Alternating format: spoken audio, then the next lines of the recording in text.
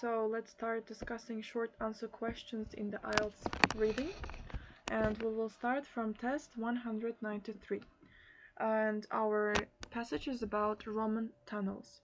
So here birinchi bo'lib qilishimiz kerak bo'lgan narsa savollarni readingni umuman o'qishni ishlashni boshlashdan oldin boya aytib o'tganimizdek two words deyilyapti, word limitiga qarab olishimiz kerak. Nechta so'z qo'yishimiz kerak? Biza ikkita so'z qo'yishimiz kerak va raqam qo'ya olmas ekanmiz bu yerda.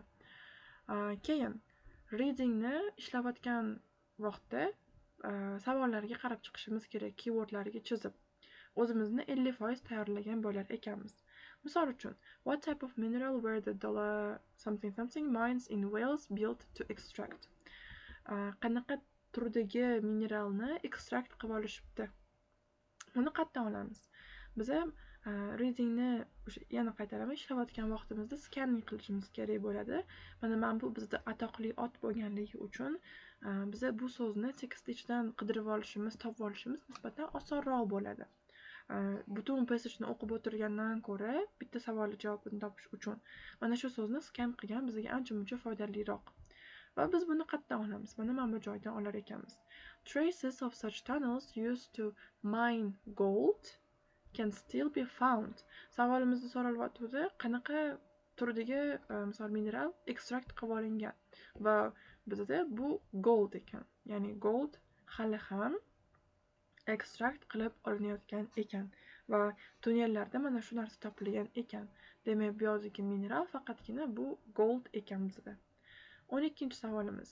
In addition to the patron, whose name might be carved onto a tunnel? Ya'ni patrondan tashqari yana kimning ismlari ya'ni carving san'atini bilamiz, o'yib yozish. Xuddi shunaqa narsa bu yerda ham kelyapti. Kimning ismi yana o'yib yozilgan bo'lishi mumkin devorlarga. Bizda endi patron degan so'zni qidirish nisbatan oson, chunki bu termin hisoblanadi va paraphrase qilinmaydi ko'p holatlarda. Demak, buni javobini biza mana bu passagedan olishimiz mumkin ekan. Most tunnels had inscriptions. Inscription bu bizda qo'lyozma deb tarjima qilinadi, lekin biz bilamiz qo'lyozmalar devorlarga carve qilib o'yib yoziladi. Demak, inscription degan so'zimiz carve degan so'zga paraphrase bo'ladi. Keyingisi, showing the names of patrons bo'ldi, keldi bizda 12-chi savolning javobi patron aytibdi. And sometimes bu bizda might be degan so'zga paraphrase bo'lib keladi. Bo'lishi mumkin, ya'ni arxitektlarning ham ismi kelgan bo'lishi mumkin. Demak, architects bo'lib keldi. 12-chi savolning javobi. Keyingisi, what part of something was this Kevlik tunnel built to protect? Men bu so'zni men scan qilsam bo'ladi tekst ichida, chunki menga nisbatan osonroq. Here va bu yerda aytibdi, mana shuni qaysi qismi protect qilingan? Pierani qaysi qismi protect qilingan? Kevlik tunnelda. Kevlik tunnel in Turkey built to divert the flood water threatening the harbor of the city in ancient something. Endi mana bu divert degan so'z ham bu suvni orqaga qaytarmoq degan ma'nosida keladi o'zi. Endi gapni to'liq tarjima qiladigan bo'lsak, Pieradagi qadimiy shahar Pieradagi harborni, ya'ni ko'rfazni, demak, ko'rfazga juda ham flood water ko'p kelgan ekan, ya'ni toshqin suvi juda ham ko'p kelgan ekan, bu qo'rqitgan deb tarjima qilamiz buni. Toshqin suvi ko'p kelgan va imенно shu tunnel, Kevlik tunneli bizda divert qilish, o'sha flood waterni suvni orqaga qaytarish uchun, ya'ni harborni protect qilish uchun ishlatilgan ekan. Demak, nimani protect qilgan? U harborni protect qilgan ekan. So, keyingi passagega o'tadigan bo'lsak, 194-test William Henry Perkin haqida. Demak, 8-savolimizda so'ralyapti. Word limitiga qarab oldim men, two words, ikkita so'z. 8-savolda aytilyapti. Before Perkin's discovery, Perkin's discovery'dan oldin qanaqa guruhga, society'dagi qanaqa guruhga purple rangi associate qilgan, ya'ni hamkorlik qilgan, birga o'ylashgan narsani.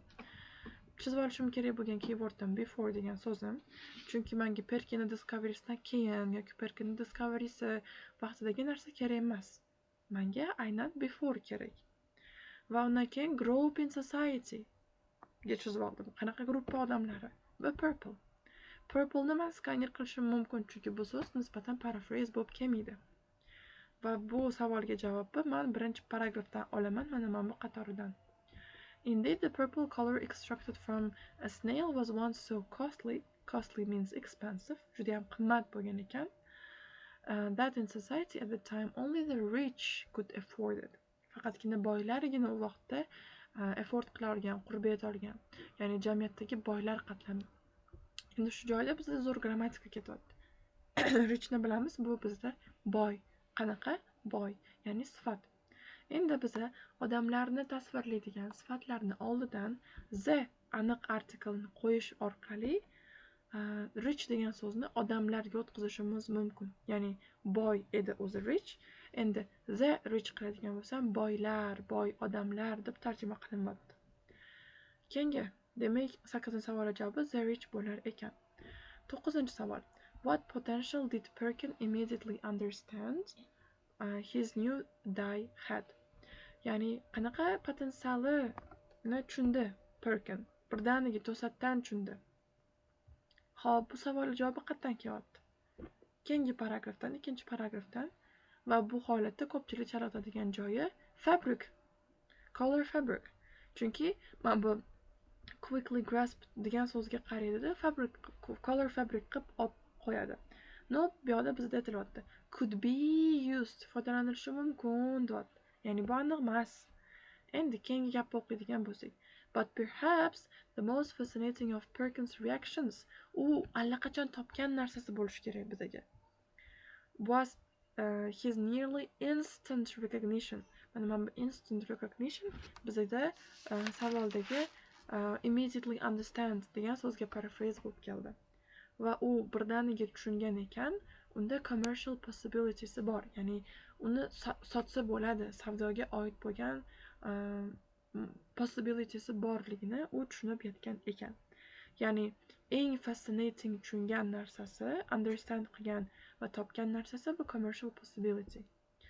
Keyingi savolga keladigan bo'lsak, kimni ismi, ya'ni qanaqa nom qo'ydi u o'sha kashf qilgan color'iga? Qaraymiz. Mana bu joydan kelyapti. Perkin originally named his dye Tyrian blue. Boshda u Tyrian purple qilib qo'ymoqchi bo'lgan ekan. Bu boshdagi nomi. Lekin keyinchalik u mauve deb qo'yishga qo'yibdi nomini. Ya'ni original name'ida qolmabdi. Demak, bu savolning javobi bu mauve bo'lar ekan, 10-savollik. 11. Kimdan maslahat so'ragan Perkin o'sha rangni ishlatishdan oldin? Buni qayerdan olamiz? Keyingi gapidan. He asked advice. Asked advice degan so'zim bu consult degan so'zga paraphrase bo'lib keldi. Of Scottish dye worker owner Robert Puller.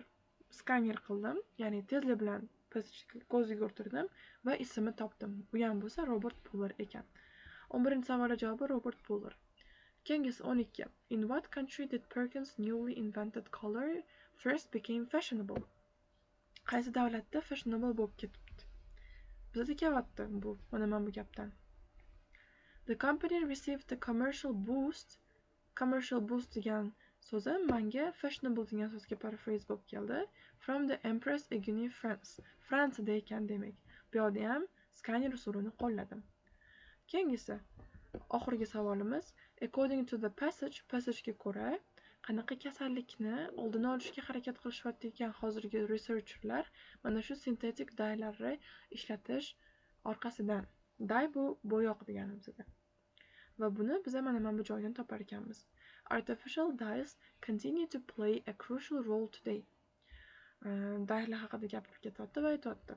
And what would have been particularly pleasing to Perkin, their current degan so'z bu now degan so'zga paraphrase bo'ladi va biz buni xohlagan readingda ishlatishimiz mumkin. Used in the search for a vaccine against malaria. Malaria degan kasallikka vaksina sifatida ishlatgan ekan. Demak, 13-savol javobi bizda malaria hisoblanar ekan.